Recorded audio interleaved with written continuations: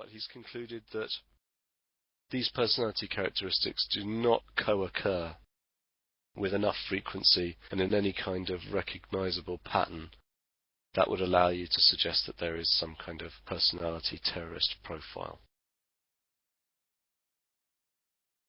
Post, a year after Silk's work on this, did suggest that there were one or two characteristics that did appear to, or tended to appear more frequently in the members of terrorist groups. And what I'm going to ask you to do again is just to click on the particular box that you think are the characteristics that tend to appear more frequently in members of terrorist groups.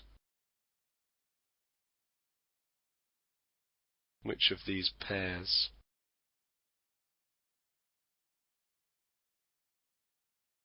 Just move your cursor over the box that you want to choose and then click your cursor.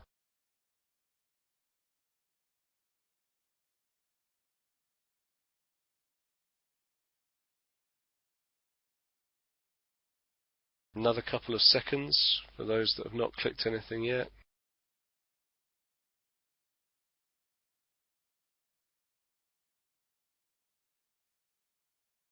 Good. And the splitting and externalization have it. So, yes, Post suggested that if there were characteristics that tended to cluster together and appear with more frequency in members of terrorist groups, it was splitting and externalization.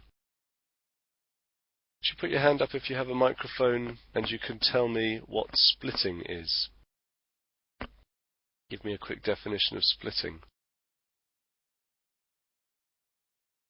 Okay. Katerina, would you like to tell us what splitting means?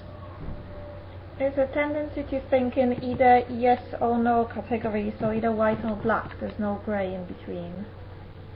That's a very nice answer. Yeah. So white or black thinking. Yeah, absolutely. Good. Well done.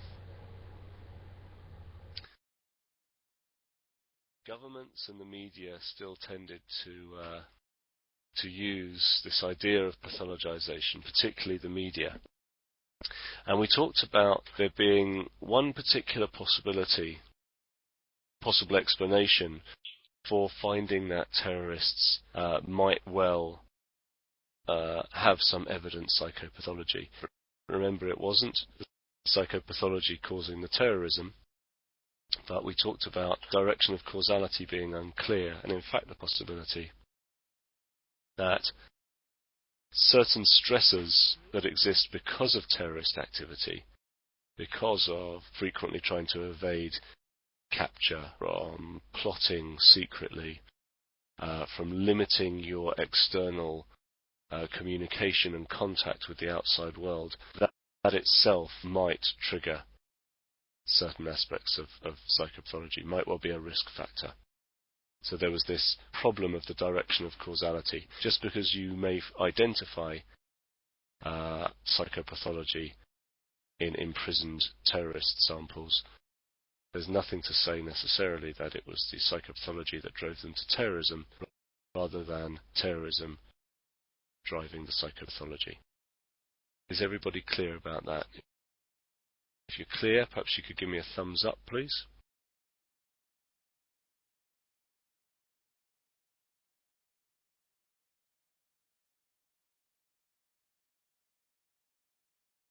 Nyasha, Delphine, you clear with that?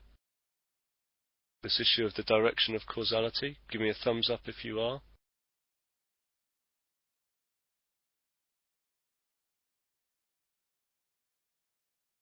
No, okay. Delphine, I'm just going to explain that one more time. So, you may well identify psychopathology within a sample, okay, of imprisoned terrorists, and some people have concluded, therefore, that, or let's say that psychopathology appears frequently within imprisoned terrorists. Some people have concluded that that must mean that terrorists are driven by some kind of psychopathology.